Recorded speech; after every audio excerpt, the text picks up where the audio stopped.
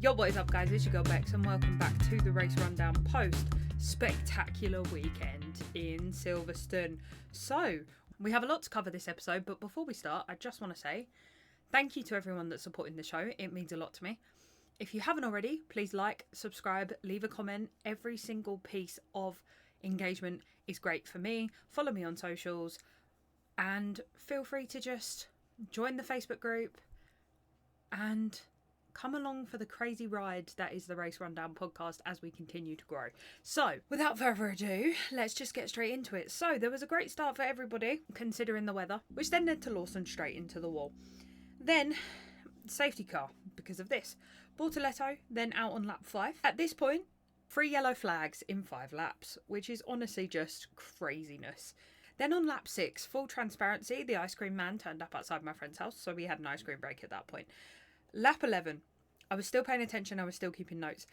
Lap 11, Max with poor inters and begins to struggle. Max struggling with tyres runs wide and allows Lando to pass through. So at this point, it's Oscar, Lando, Max. Lap 14, another bloody safety car is what I've got written down here. Lap 17, safety car goes in. Lap 18, as predicted, Hajar then goes straight into the wall and the safety car comes back out again. Safety car got a lot of use this race. Lap 21.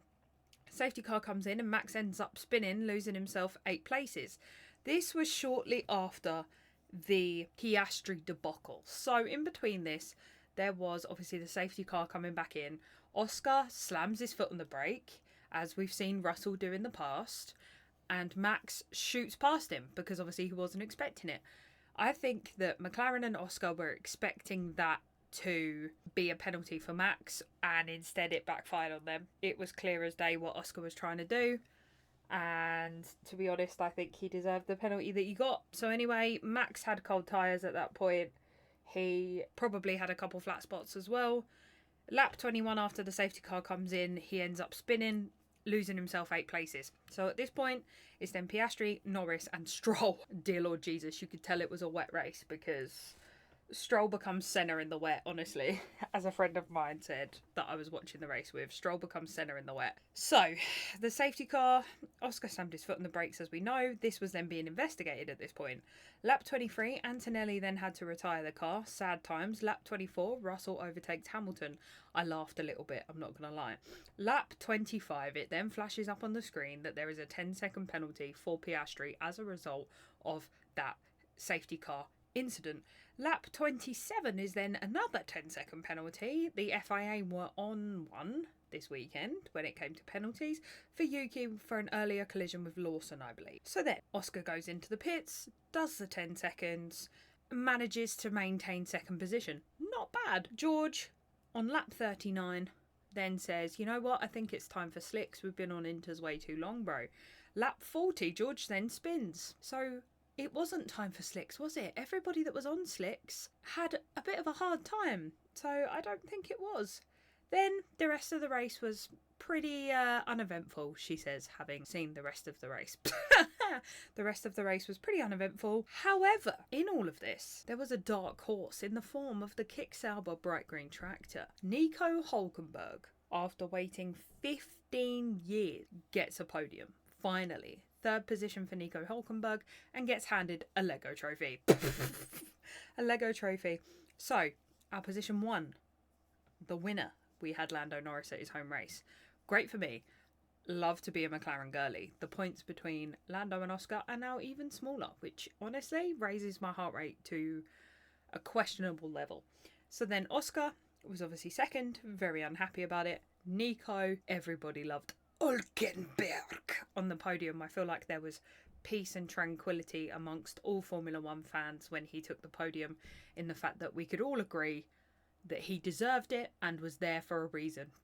And we were all very, very happy about it. Then there's the off-track news after that. So there's a lot of things going on at the moment.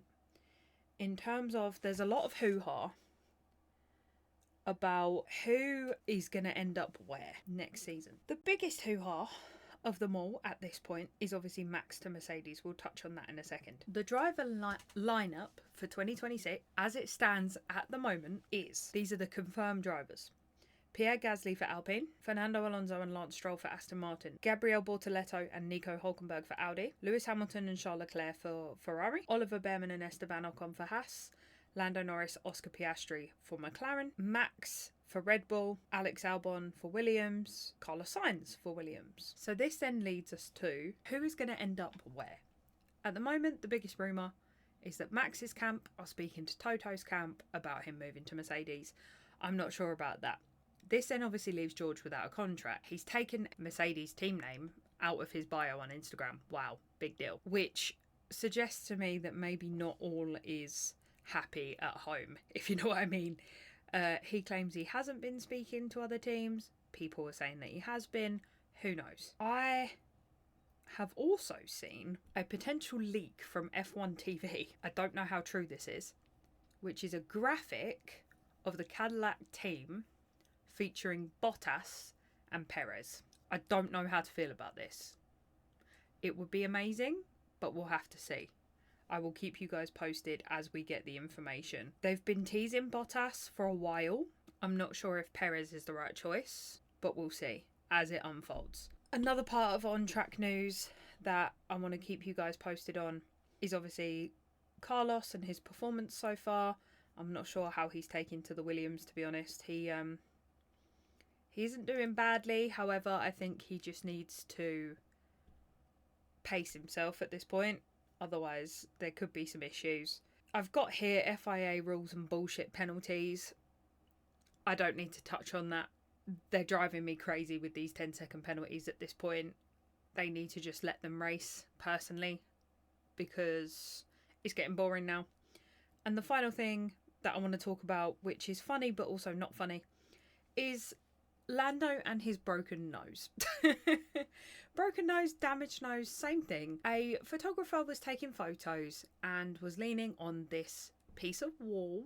I say wall, it's like netting over the metal. And this fell apart, forcing the photographer to fall backwards. Little did he know, however, that the current Silverstone champion was behind him, leading him to have a broken nose. Which, honestly, he wanted a day to remember, and I'm sure he'll have one now. Honestly, could not have been worse for Lando. All he wanted to do was celebrate, and instead he got himself a broken nose, which is just not ideal. So, another part of the weekend, technically today at time of recording, I have managed, ladies and gentlemen, to get my hands, you might be able to hear the liquid moving in the can, I have been able to get my hands on the elusive, the ever so difficult to find, Lando Norris Monster energy drink. Out of a 10, I would give it a solid 8. And that's for someone that doesn't like Monster. However, I will give you guys the inside scoop here. In order for it to be better in the taste department, I would suggest swirling it first. Now, I know what you're going to say. Bex, what do you mean? It's a Monster. You just crack it open and you just drink it. Nay, nay, nay, nay. Swirl it first. Because whatever flavouring they've put in it tastes better when you swirl it. It's an 8 out of 10 for me because it has a weird aftertaste, which I'm pretty sure is just a ginseng, and I don't like ginseng because I don't drink Monsters. So considering I don't drink Monsters, it's an 8 out of 10 for me. I have the can on the side. I also have a Lewis Hamilton can now too. So we're collecting all Formula 1 related merch. It's kind of becoming a bit of an issue. But it's fine, we move. In terms of Formula 1 related things, the final thing that I want to talk about, without trying to get too heated, is the F1 movie. So after Silverstone this weekend at my friend's house, we went to see the F1 movie. And ironically, I wrote these questions down to refer back to before I left the house and before I watched the movie. So we're going to go through this list of questions. I'm going to answer it and then I'm going to elaborate and tell you why. So, my first question was, what did I think of it? I personally thought it was rubbish. I'll explain afterwards. What didn't I like about it? Near enough all of it. There was a couple of comedic moments, but other than that, I disliked most of it. Is it a film that you can watch more than once? No. I left the cinema highly upset for multiple reasons, which I will elaborate on. Talk about how they're making a sequel, apparently. Yes, they are, and will I be going to see it? Probably not. Then give a ranking out of 5, okay? Out of 5, 1. And that's generous. check the Rotten Tomatoes rating. Okay, I shall do that. Past me, the F1 movie on Rotten Tomatoes. You're having a laugh, aren't you? It's got 83%. It's got 83% with a 97% popcorn meter. I strongly disagree. Sorry. I think... Well, we'll go into why I think that in a minute. Very realistic action. Nope. Sorry. Nope. View all 1,000 reviews. Give me the real reviews here, people. Give me the real reviews. Give me the 1 stars. Give me the actual reviews for this, because there's no way that you can tell me that you sat and watched this movie and enjoyed it. I'm sorry. And if you did, there's just nothing but Drive to Survive fans in the comments, because there's so many plot holes within it. I can't. Don't get me wrong, Brad Pitt's acting was very good. It was funny. There were times where I did laugh and found it funny. However, there was lots of times that could have been a lot better. So, right, here's the reasons why I don't like it. Are we ready for this? Just a newsflash, the upcoming segment about the F1 movie contains some spoilers. So if you don't want to hear the spoilers, please click off now, and I will see you in next week's episode. It has been a pleasure as always. I will see you in the next one. For all those that have stuck around, here's why I did not like the F1 movie. They used Brands Hatch to simulate Spain. Wrong. There was a racing sequence where they had the DRS of the car in first position open even though he was being overtaken. Rookie mistake. There were multiple times in one racing sequence where, because the FIA are sticklers and hate people, they would have received at least 5 penalties. It was really cool in terms of action sequences. However, it is just not realistic. And I know that you're probably going to say, oh yeah, of course it's not realistic, it's meant to be an action movie, blah blah blah. It's like, okay, I understand that, but if you're making a film about a sport that people love so much, you have to, especially as Lewis is a freaking producer on it, you have to look out for these things that fans are going to be looking for. The DRS being open on the car in first position isn't a thing. Williams being ahead of Max, not a thing. I just don't understand why certain parts of it were the way they were. I left very upset. I was disappointed. I had a gut feeling that it was going to be bad, and to me it was. However, upon reflection, if you were to look at it as a newbie, as somebody who maybe isn't as heavily invested in F1 as I am, and who isn't a stickler for things like DRS and stuff like that, I can see why it would be an enjoyable film. It explains a lot of the rules, it's very action packed, it's very first person footage, it's great for people that are trying to get into the sport, which I suppose is the whole purpose of the film. I was just very disappointed with it, and I thought the storyline was a little bit clunky. I thought that the fact that the only female race director with a lot to prove, to use her words, would then sleep with the racing driver. I think it was very old fashioned. I think it was very cliche. I think it's been overdone. It angered me a little bit, to be honest, considering, you know, F1 Academy and everything they're doing and trying so hard to fight for women within the sport. You're making this really independent woman basically sleep with a guy, and it wasn't to like get ahead or anything like that, but it kind of then defeated the object. There was also a young woman who was a member of the pit crew that basically turned to Brad Pitt's character, Sunny Hayes, and was like, don't stand up for me again, I don't need it, which is great, and that message of empowerment, but then that was almost made redundant by the fact that the main race director slept with Sunny Hayes. You know, like, I could see what they were trying to do, but it was just backwards. And to me, it was a bit of a slap in the face, I guess, especially with everything that they're trying to do outside of that. Obviously, having romance and whatnot sells, and I understand that, but it angered me a little bit. It upset me a little bit, and it was very clunky. This is me being calm and collected. Yesterday, I was not as calm. There was a bit of shouting going on. There was a lot of upset going on. I was wound up about a lot of things because I wanted it to be so much better than it was, and it made me actually quite upset.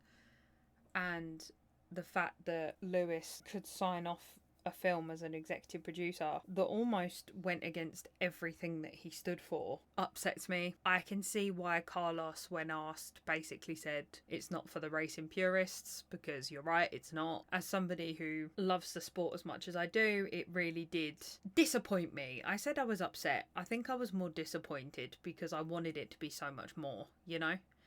And I know that there's so many other documentaries out there for the racing purists, and I should just shut up and go watch them. I understand that. And I understand, especially as I have a marketing background, what it takes to get people interested in the sport, and I understand that. However, it could have been so much better. It could have been so much more than it was. And because of that, I would give it a solid 1 out of 5, I'm afraid. For me personally, I would give it a 1 out of 5. My actual notes that I've written after the fact say it was shit. Shit from a racing purist perspective. From somebody who is new to the sport, they'd probably love it. So I'm just going to leave that there, because obviously I love the sport. I love everything about it. The last thing that I want is for anyone to think that I'm just shitting on it for no reason. Obviously I love the sport more than anything, and I wanted it to be everything and more, but it just wasn't, personally for me, and that's my opinion. And if people don't like my opinion, then that's okay too. I am not here to please everybody. We all know that I love an unpopular opinion. And yeah, I just wanted to say that if you're a racing purist, maybe avoid the film. There were a couple of funny moments. There was a couple of times where they replayed some of the crashes and I was like, oh my god. The crash scenes were very accurate. Some of it was accurate. Most of it was not. So it all depends on what you're looking for. Yeah, that's about it really. That's my cool, calm and collected day after review of the F1 movie. So with that being said, we then have round 13 at Belgium on the 25th to the 27th of July. So that gives us, 2 weeks gap in between? Hopefully enough time for Lando's nose to heal. So until then, I've been your girl Bex. This has been the Silverstone special of the Race Rundown, and I will see you in the next one. Peace!